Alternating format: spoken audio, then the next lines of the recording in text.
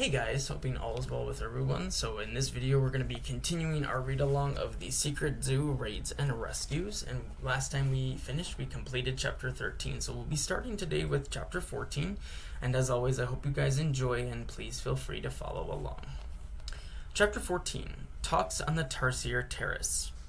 Back at Tarsier Terrace, Noah, Ella, and Megan dropped their spoils onto the table in front of the Specters. On their way across the city, the scouts had sent back their chameleons, and they were once again in plain view. Evie swung her legs down and leaned over the table. She sniffed the hair, twirled the feather, and poked her palm with the point of the quill. "They from Descenders?" Sarah asked Evie. Evie confirmed that they were with the slightest nod. To Noah, she seemed to be working hard to keep her expression flat. "That's right," Ella said. "We sort of rock." Evie allowed a small smile onto her face. "Nice." From off the side came the sound of clapping and a man's voice. Indeed it was. Mr. Darby was walking toward the table with at least 3 tarsiers perched on his velvet jacket, their big cartoonish eyes staring out. One kept nipping at the old man's bushy beard. At his side was Solana, her long hair tucked behind her ears, her descender gear retracted into her blue jacket and fingerless gloves. "All items accounted for?" Mr. Darby asked the Specters as he stepped up to the table. Sarah nodded, her tall mohawk slicing through the air. "Excellent. And in how much time?" Noah checked his watch. 23 minutes. Mr. Darby smiled. "Well done, my young crossers. I'm here to inform you all that Council is finalizing a time for our rescues. I expect to hear from Marlowe soon, and I'll be able to send the scouts home with this information if they can afford the time." He looked expectantly at Noah, who quickly checked with his friends and then nodded. "Excellent." As Mr. Darby stretched his arm to pat Richie's shoulder, a tarsier on his shoulder fixed its gaze on the pom-pom on Richie's cap. "Don't even think about it," Richie warned the animal, referring to the scout's first visit to the terrace when a tarsier had attacked Richie's pom-pom, thinking it was a bug. The tarsier blinked its big eyes and scrambled to a new spot on Mr. Darby's jacket. Mr. Darby said, "Should we have a bite to eat until our kingfisher friend arrives?" The Specters at the table moved their legs and scooted close to one another, and then the other Specters took seats, leaving only one open spot. As Richie pulled back the chair to sit down, Ella slid into it before he could. "What? How rude," Richie said.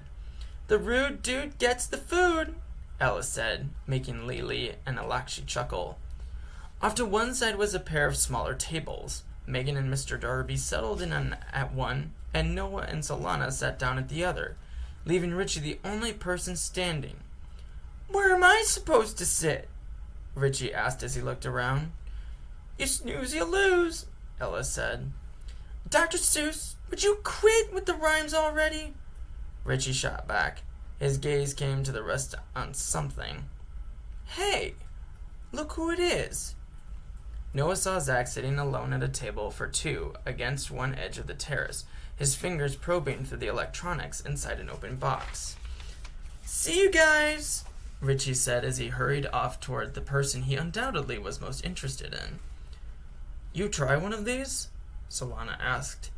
She was holding up a small ball of chocolate between her thumb and forefinger. "What is it?" Noah asked. Solana shrugged. "Chocolate-covered something." Noah reached into one of the bags that the waiter had brought to their table, plucked out a single chocolate, and popped it into his mouth, where it melted onto his tongue. "Wow," Noah said, careful to wipe a drip from his lower lip. As Solana bit into another chocolate, she gazed off toward the trees. Noah followed her stare and saw nothing interesting. He took a closer look at Solana and saw the emptiness in her eyes. "You're worried," he pointed out. "Huh?" "The Descenders. You're worried." "Oh," Solana said, and then she gazed back at the same spot as if she'd abandoned something there. "Yeah, that's okay," Noah said. "I am too." We all are.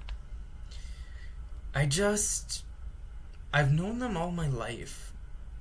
And you'll continue to know them. We'll get them back. Solana looked back at him.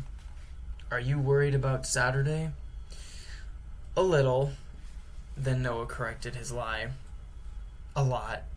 He bit down on a new chocolate, caramel bursting onto his tongue. Solana went to bite into another piece of candy and stopped. She turned the chocolate in her fingers and then dropped it onto the table. I wonder if they're eating. It took a few seconds for Noah to realize she was still talking about her friends. DeGraff, she said. That maniac. I doubt he's even feeding them. Noah wanted to say something to ease her fears, but everything he could think of felt like a lie. He settled on the one thing he was certain of. Your friends are tough. Solana stared at the table. They need to eat. They need water. It's only been a few days, Noah reminded her. People can go days without food. Solana frowned. Then she picked up her chocolate from the table and put it back into the bowl. The way he took them, Solana said, softly shaking her head. In that cellar, he just dragged them off, in and out of the shadows. Noah nodded. Scariest thing I've ever seen. Like they were nothing, Solana said. Not people. Anyway. Noah nodded again. A few minutes passed in silence. Noah reached for another chocolate and decided against it. At another table, someone laughed, and Solana and Noah turned to see a smile on Evie's face. Solana said, The Specters. They seem to like you guys. That's saying something. Haven't you noticed why? Noah asked. It's Ella. Solana turned back to the Specters. Their attention was fixed on Ella, who was telling a story with theatrical gestures. Ella banged her fist against the table, and the Specters jumped in their chairs. Startled by the noise, a few tarsiers on the overhead branches took off to new spots, their hind legs kicking like kangaroos. Solana said, She's always so... I don't know. Sassy? Yeah, sassy. Has she always been that way? Noah shrugged. Yes and no. She changed when she lost her dad. He died. Worse. He left the house and never came back. Solana stared at Ella. Yeah, well, the Specters know a thing or two about loss, that's for sure.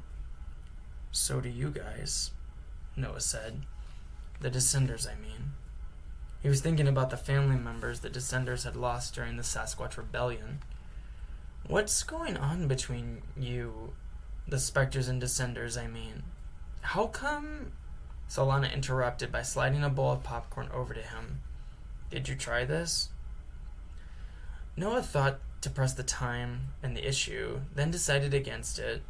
He reached into the bowl, grabbed a small wad of popcorn, and stuffed it into his mouth. On his tongue, a dozen flavors erupted. Salt and sugar and honey. Guilt washed over him as he thought of Tank and the captured Descenders, and he wished the taste would go away. Solana? Noah said. Yeah? Solana asked. Was it your great-grandparents that were, murdered? Noah nodded. Great-grandparents, Solana answered. My great-grandparents were kids when it happened. Were your great-grandparents Descenders? Noah asked. Some of the first, Solana answered, and some of the best. Their anger, it was pure. Their need for revenge, it completely drove them. Noah wondered if this was a good thing, but he stayed quiet. We're a few generations out now, Solana said. That type of anger, time dilutes it. But you still feel it. We cling to it. It's part of our tradition, of what it means to be a Descender. It's who we are. As Solana used her hand to flip her hair off her shoulder, Noah noticed her glove, black shiny leather. It was held on by a wide Velcro strap, and a small velvet patch was stitched to it. Each sleeve stopped short of the first knuckle, leaving much of her fingers exposed. Looking at the glove now, Noah could hardly believe that 15-inch barbs could spring from the back of it like the claws of a comic book hero. "What's it like?" Noah asked, suddenly unable to repress his curiosity. "What's what like?" "Being a descender." Solana took some time to answer, her gaze shifting different spots across the terrace. "The truth?" Solana asked. Noah leaned forward in his chair and nodded. "Awesome. Sometimes terrible and sometimes terrifying, but always awesome. There are times when I hate it and times when I wouldn't trade it for anything in the world, yours or mine." An unexpected feeling coursed through Noah, and it took a few seconds for him to realize what it was. Envy. What would it be like to sprout quills, gloves, or wings? To crash through a wall with a tail attached to his spine? To jump 20 feet into the air? Then Noah had such a strong thought that it consumed all his others. If he were a descender, what animal power would he take? The conversation paused for more than a minute, and then, from nowhere, Solana said, "You know, I petitioned for you to go with Evie." "Huh?" "Council. I petitioned them. I asked if we could divide up you guys during the rescues. Send your friends to the Waterford Zoo, and you to Creepy Critters." "What?" Noah glanced over at the table with the Specters. "Me? Why?" "Why?" Solana asked. "Come on. You really need to ask that?" Noah was totally confused now. "The Darklands? Who rescued Megan? Who brought down the portal to the secret Creepy Critters in Gator Falls? And who rescued me in your school? You bring something unique to the table. You're different. I don't know why. I think it's partly because you're an outsider." Noah had no idea what to say. After some time, Solana continued. "Council, they're idiots sometimes. It's not a good idea, sending Specters to rescue Descenders." Solana looked over at the Spectre table and then back at Noah. "I'm not going to lie to you. I don't trust Evie's crew. Sometimes I worry." Her voice trailed off, and when it came back, it was quieter than ever. "Sometimes I worry Evie will leave the Descenders in there. Deliberately. Sometimes I think she'll come out with Tank, but see to it that the others don't make it." "Come on," Noah said. "You don't seriously believe that, do you? I mean, Evie showed up at my school to help us, remember? The secret zoo was at stake then. Now it's just a few Descenders." Noah could hardly believe what he was hearing. Was Evie really capable of something so sinister?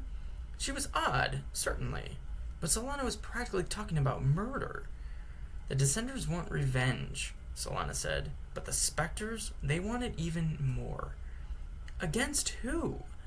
Noah asked, and then the answer quickly became obvious. "Solana, what did you guys do to them?" "Shh," Solana said, as she tipped her head to the side. When Noah looked over, he saw Evie watching them. Ella crunched a handful of mixed nuts and said, "Look, I know things are pretty horrible right now. DeGraff, the Descenders, Blizzard, and Little Big, but you girls have this power, and I sense you've never done anything fun with it. Am I right?" The 6 girls traded glances with one another. Then Evie turned back to Ella. "Fun?" "Fun," Ella said. She took off into the treetops and then leaned forward, her ponytail sweeping over her shoulder and dangling above the chocolates. "Here, watch this." Smiling, she walked over to a place behind Kalina, stood on her tiptoes, and snatched a tarsier from a low branch. The puny animal turned its head back and forth, its big eyes full of fright. "Easy, little guy," Ella said. "I'm not going to hurt you. We're just going to have a little fun." She peered over her shoulders to make sure no one was paying attention to her, then opened a zipper on her cargo pants. Chameleons spread along her body, camouflaging both her and the animal. "Watch and learn, ladies," she said. One of the specters giggled as Ella, invisible, headed off with the Tarsier carefully cupped in her hands. She walked past a table with two magical scientists, old men with gray mustaches and green lab coats. Then she passed two women sharing a chocolate dessert. At another table, a young girl was reading a book while a young lemur slept on her lap. None of them had any idea that Ella had walked beside them. At Richie and Zach's table, she moved in behind her friend. The two boys were investigating a small, three-pronged piece of steel on the table, probing both ends with their fingertips as if it were maybe a dead bug. Zach called it a ceramic resonator, which, to Ella, sounded like something her mother might cook a pot roast in.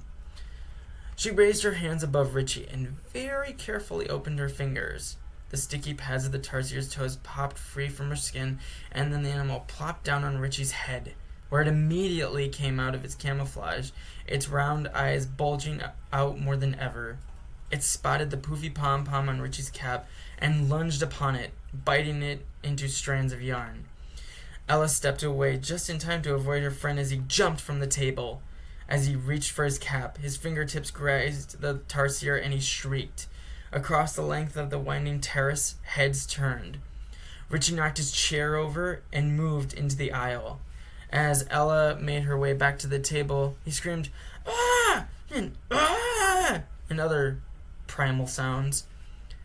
Right before Ella dropped back into her chair, she opened her right portal, calling the chameleons back.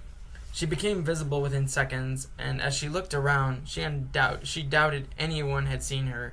At the moment, all attention was on the boy having the conniption. Richie doubled over, striking the side of a woman's head with his rear end and flung off his cap. As it hit the ground, the Tarsier jumped off, dove through the terrace railing, and disappeared into the treetops. Richie, realizing he was safe, stood straight and looked around. Seeing everyone's attention on him, he coughed nervously into his fist, attempted to smile, and gave a little bow to his accidental audience. Then he turned around and grabbed his hat before plopping back into his chair. Before Zach could say a thing, Richie peered across the crowd and pinpointed Ella. Still in her chair, she lifted her palms out to her side, as if to silently ask him what in the world he was doing. Richie looked away, clearly convinced that she wasn't responsible for this. "See how much fun that was?" Ella whispered to the Specters. "Remember that for when things get back to normal." Evie shook her head, pretending to be annoyed, but Ella noticed that part of her grin was showing. "Man, bro," Zach said, "you were really freaking out." "There was a Tarsier on my head." Richie spoke as if he were explaining something to a thick-headed child. "Or perhaps you didn't see that." "Nah, bro, I saw it. Pretty hard not to." Richie straightened his cap with tooth tugs, saying, "That's the second time that's happened, you know." "Bummer," Zach said. He lifted his gaze to the overhead branches. "Must have fallen out of the trees, you think?" Richie peered over his shoulder at Ella. "You sure you didn't see her do anything?" "Nah, she was just sitting there, like she is now." Richie considered this. That's the part that makes me nervous." Zach reached up and with an oily hand and adjusted his goggles, which sat on his forehead just below his mismanaged mohawk. He looked like a nerd who had been through a war. "I think she's got a crush on you, bro." Richie, who had just swallowed a chocolate, practically coughed it up. "Excuse me? That girl. Ella, Richie corrected. "Yeah, her. I think she's digging you." Richie broke out laughing. "You have it so wrong. Trust me. Come on. The way she picks on you, I've seen flirting, and that's what it looks like, bro." Richie plucked a pen from his pocket and pointed its tip at an electrical component in the box, dismissing the topic. "What's that?" Zach leaned over. "That's an accelerometer." "Okay." Richie moved his pen over to a component that looked like a tic-tac standing on two metal legs. "And this?" "Ultracapacitor." He pointed to a circular object with silver tabs. "This?" "A voltage step-up coil." "Wow!" Richie said. "You sure know a lot about this thing." "I should. I built it." Richie fell back into his chair. "You're serious?" "Deadly, bro." "All of it?" Zach nodded and winked. "How did you learn so much?" "Books," Zach said. "Lots of them and lots of them. I do books like other kids do candy. I devour 'em. All the techs do." Richie shook his head, astounded. "Are the other technicals as smart as you?" Zach smiled. "You could say we're a high IQ group." "Are you all the same age?" "We're different ages, from 87 to 8. Richie chuckled at his chest. 8? "Morgan, smartest girl in the group." Richie leaned across the table so suddenly that his glasses slipped down the bridge of his nose when he came to a stop. "I want to meet her. I want to meet all of you." Zach shrugged. "Don't see why not." He looked at a dark spot on his hand and seemed to wonder if it was chocolate or dirt before wiping it on a clean spot on his clothes. "Maybe after we get back and the others, and as well as Tank." He nodded at the electro-magical device. "You done with this, bro?" When Richie nodded, Zach went to work closing it up. A screw here, a clamp there. When the technical was finished, he slid the device aside, accidentally bumping Richie's pen off the table. Before Richie could grab it, the pen rolled along the floor, slipping through the terrace rails, and disappeared into the green, leafy depths. "Sorry," Zach said. "No worries, bro," Richie said. He liked how natural the word felt coming off his tongue. "I'm not sure I'm following your reasoning," Mr. Darby said as he reached up and adjusted his sunglasses. "Perhaps you can explain again, yes?" Megan pushed aside a bowl of caramel pecans to make room on the table for her elbows. "I'm just saying, the secret council shouldn't be the ones to elect new members. The people of the secret zoo should do that." "Are you suggesting that a government chosen by the people will better represent the interests of those people?" Mr. Darby asked. Megan nodded. "Only in a less fancy way, I guess." Mr. Darby stroked the tiny head of one tarsier with his fingertip. At last, he said, "And you know this to always be true?" Megan nodded again, her pigtails wagging. "Your school," Mr. Darby went on, "you have many students between, the ages of 5 and 12? Something like that. What do you suppose your teachers would be like if they were chosen by these young students? Would they be well suited to teach math, history, and reading? Or would they give extra recesses and show movies during class?"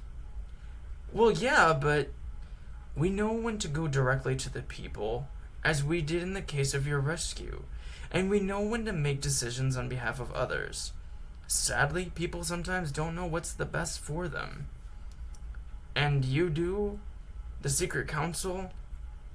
Mr. Darby, still petting the tiny head of the tarsier, softly nodded, saying, "I think so." "How?" Megan asked. "Wisdom is something which comes with age." "Sometimes," Megan said. "Sometimes not." "Oh?" Mr. Darby said, and Megan realized his tone was growing increasingly curt. What else might come with age, then? "You don't always get smart just by getting old. What if younger people need something different than what you think they need?" Mr. Darby continued. "People, young and old, need the same things. Food, water, shelter. We need to laugh and love and cry. We need to be part of something larger than ourselves, part of a family. Some needs are stronger than others. but there is one thing I am certain of. As Mr. Darby's voice trailed off, he leaned across the table, coming only a foot or two from Megan's face. From so close, he looked different. Deep lines etched his pale skin, and against the bright white of his beard, his crooked teeth looked yellow and stained. Megan could even smell his breath, and took the odor, and though the odor wasn't strong, it was bad. It was oddly familiar, and Megan realized she'd once experienced something like it. She wondered where, then felt her heart skip a beat when the answer came. In the cellar of Clarksville Elementary, on DeGraff's breath. There is no greater need than that of revenge, Mr. Darby finished. Megan didn't like hearing this. Not from Mr. Darby. Up until just now, he seemed too gentle a man. She stared into his dark sunglasses and tried to see past them, but all he saw were dim reflections of herself, one in each lens. It suddenly bothered her that the note of the scouts had never seen in Mr. Darby's eyes. Marlowe suddenly flew in and landed on Mr. Darby's shoulder. In his beak was a tightly folded slip of paper. "Thank you, Marlowe," Mr. Darby said as he leaned back and took the note. He opened it and read. Then he pushed out his chair and rose from his seat. "Midnight," he announced, and everyone in their group turned to look his way. Solana and the Specters nodded. "Scouts. You should arrive at the Clarksville Zoo no later than 11:30 Saturday night. Do you know the employee parking lot?" The four of them nodded. "That's where you need to be." And I'll stop the video there, ending chapter 14. But I hope you guys enjoyed this video, and we'll be continuing next time with our read-along of the Secret Zoo, Raids and Rescues, with chapter 15. But thank you guys so much for watching. Please take good care and be safe. Bye.